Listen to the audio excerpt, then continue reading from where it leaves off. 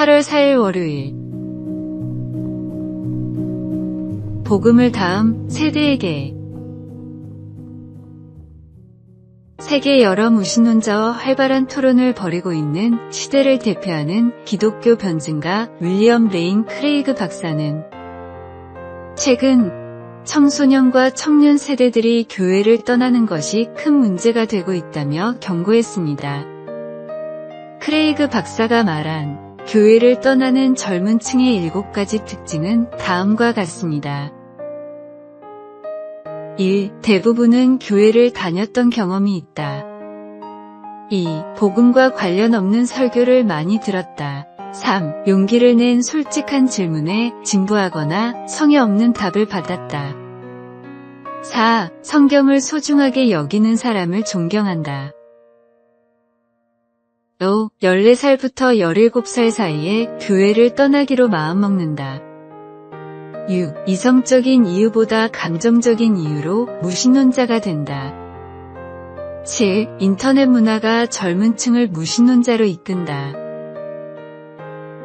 더욱 결정적으로 전달해야 하는 것이 우리의 의무입니다. 우리가 믿는 복음을 다음 세대에 온전히, 아니, 다음 세대가 주님을 떠나가고 복음에 관심 없어 할수록 우리가 더욱 노력해야 합니다. 복음을 전하는 것이 더 어렵고 힘들어지는 세상이지만 그럼에도 다음 세대를 위해 더욱 간절하게 기도하고 마음을 다해 후원하십시오. 오늘의 말씀, 그러므로 너희는 가서 모든 민족을 제자로 삼아. 오늘의 만나, 우리 주변의 다음 세대를 위해 어떤 구체적인 기도와 섬김을 실천할 수 있는지 생각해 보시기 바랍니다. 8월 5일 화요일. 마땅히 해야 할 섬김. 한 대학교의 교수이자 선교사인 남자가 강의를 하러 어느 교회를 방문했습니다. 며칠간 이루어진 저녁 집회마다 교역자가 아닌 성도 한 분이 계속해서 찾아와 극진히 대접을 하자 그 교수가 교회의 담임 목사님에게 물었습니다. 저분은 교역자도 아닌데 어떻게 저렇게 매일 교회에 와서 섬기실 수가 있나요? 아무 일도 하지 않고 집에만 계시는 분인가요? 목사님은 천만에요. 직장도 있고 가정도 있습니다. 게다가 지역 사교 모임에서도 아주 중요한 일을 맡고 계십니다. 라고 말했습니다. 이 말을 듣고 놀란 교수가 그 성도를 찾아가 바쁜 와중에도 매일 교회에 와서 섬길 수 있는 비결을 묻자 그는 다음과 같이 대답했습니다. 건강한 그리스도인이라면 마땅히 해야 할 일이라고 생각합니다. 직장, 가정, 사회, 교회의 모든 영역에서 직분을 잘 감당해야 하는 것이 우리의 사명 아니겠습니까? 예수님은 자기 할 일을 다하고 남는 시간에 우리를 구원하러 오지 않으셨습니다. 우리를 구원하는 것은 예수님이 최우선 순위로 삼으신 가장 중차대한 일이었습니다. 가장 귀한 것을 주신 주님을 우리의 자투리 시간에 섬기고 생색을 내지 마십시오. 오늘의 말씀, 내가 너희에게 행한 것 같이 너희도 행하게 하려 하여 본을 보였노라. 오늘의 만나, 주님을 섬기는 일이 의무가 아닌 특권임을 깨닫고 온전한 마음으로 헌신하는 삶을 살아가시기 바랍니다. 8월 6일 수요일. 주님의 피드백을 받는 삶. 모든 학생이 커닝을 하는 반이 있다고 생각해 보십시오. 여러분의 자녀만은 양심을 지키겠다고 커닝을 하지 않았습니다. 대신 반에서 꼴등을 했다면 여러분은 자녀에게 무슨 말을 해주겠습니까? 왜 선생님에게 말하지 않았니? 라고 하겠습니까? 아니면 경쟁에서 이기려면 너도 커닝을 할 수밖에 없어라고 하겠습니까? 교육 전문가들은 자녀를 잘 키우기 위해서는 일어난 상황보다 올바른 부모의 피드백이 더 중요하다고 입을 모아 말합니다. 위와 같은 상황에서 가장 이상적인 부모님의 피드백은 너만이 스스로의 실력으로 시험을 본 진짜 승리자란다. 양심도 지키고 진짜 실력도 키웠으니 자신감을 가지렴이라고 합니다.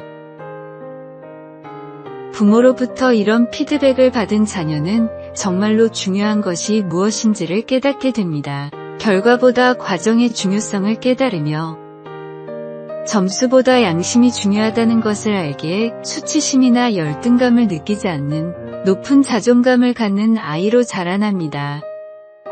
이 질문을 세상 속에서 살아가는 그리스도인에게도 똑같이 던질 수 있습니다. 성공만을 위해, 물질만을 위해 살아가는 사회 속에서 우리는 어떤 삶을 살아가고 있습니까? 오늘의 말씀, 나는 사람에게서 영광을 취하지 아니하노라. 오늘의 만나, 세상의 평가보다 주님의 인정을 구하며 올바른 과정을 중시하는 신앙인이 되시기 바랍니다. 8월 7일 목요일. 사랑이 만든 기적. 태어나서 단 한 번도 다이어트에 성공한 적이 없는 딸이 있었습니다.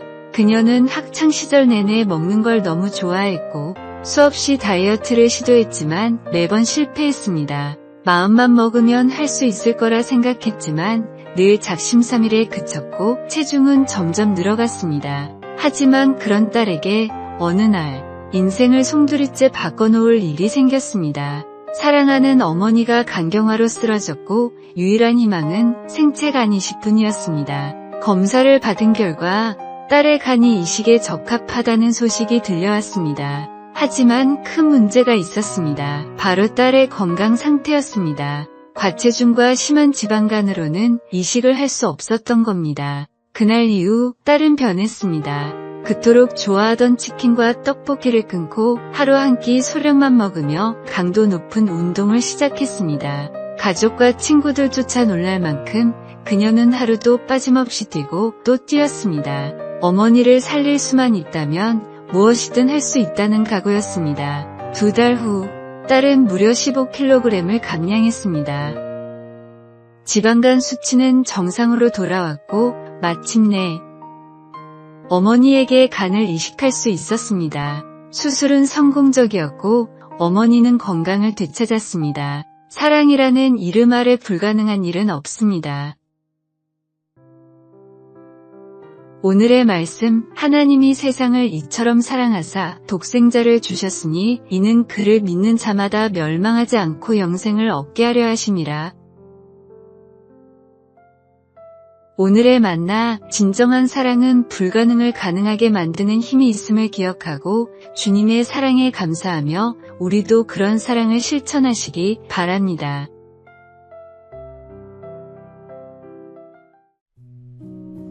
(8월 8일) 금요일. 복음의 씨앗. 누가복음 8장에서 예수님은 씨 뿌리는 자의 비유로 사람들을 가르치시면서 세상에는 4가지 밭이 있다라고 말씀하셨습니다. 4가지 밭은 크게 좋은 밭과 나쁜 밭으로 다시 나눌 수 있습니다. 좋은 밭은 뿌려진 씨가 30배, 60배, 100배의 결실을 맺는 옥토입니다. 반면 나쁜 밭은 이런저런 이유로 제대로 결실을 맺지 못하는 길가에 있는 밭, 돌과 자갈이 널린 밭, 가시덤불이 깔린 밭입니다. 이 비유를 보는 사람들은 대부분 좋은 밭과 나쁜 밭에 집중하고 있습니다. 그러나 예수님은 다음에 2가지 사실을 가르치기 위해 이 비유를 사용하셨다고 합니다. 첫째, 농부의 은혜입니다. 밭이 아무리 좋아도 씨가 뿌려지지 않으면 결실을 맺지 못합니다. 하나님의 은혜가 아니면 우리가 아무리 좋은 밭이라 하더라도 스스로는 열매를 맺을 수 없습니다. 둘째, 복음을 전해야 할 의무입니다. 농부는 딱 봐도 어떤 밭이 좋고 나쁜지 알 텐데도 이와 상관없이 부지런히 씨를 뿌렸습니다. 모든 사람이 구원받기를 원하는 것이 하나님의 마음이라는 것을 알았기 때문입니다. 누구보다 죄인이고 악한 우리의 마음에도 주님이 복음의 씨앗을 뿌려주신 것처럼 우리 주변에 있는 사람이 누구인지를 막론하고 부지런히 복음의 씨앗을 뿌리십시오. 오늘의 말씀, 아침에 씨를 뿌리고 저녁에도 손을 놓지 말라. 오늘의 만나, 하나님의 은혜로 구원받은 우리가 이제는 복음의 씨앗을 뿌리는 농부가 되어 포기하지 않고 끝까지 전도의 사명을 감당하시기 바랍니다.